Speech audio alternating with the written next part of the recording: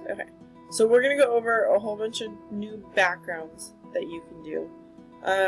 You're going to go to your design tab. Yes, you can go ahead and click a theme, and then over here you can change the colors of that theme. A lot of people know how to do that, so we're not necessarily going to do that. You can see how it changes it. I want to show you a different way of doing the backgrounds. So you're going to go over here to Format Background, and it's going to pop up this little pane right here. So for solid fill, basically it's just a solid fill in the background. Put it down, pick a color. If you want to make it transparent, you can try and make it a little transparent. That one's pretty simple. We'll go to the next slide. You can do a gradient fill. Here you pick one of these gradients. Then you can change it if you want like a rectangular shade for title, different things like that. And then you can mess with this bar if you want, depending on how big or small you want it.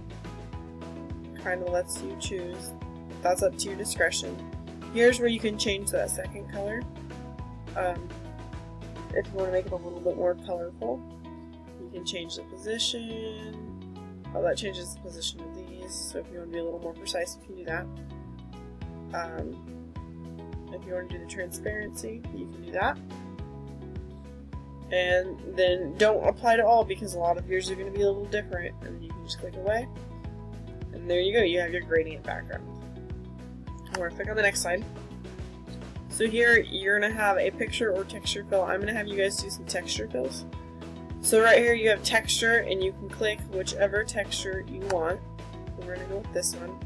And you can change the transparency. And then you can kind of mess with this different stuff. I would really do the texture and transparency and kind of see how that looks for you. The next one is a pattern fill. And then basically you just click whatever pattern you want that looks good to you. We'll go with that one, and then you can change the color, and you can change the background color if you want, and make it look like that. So that there's that background.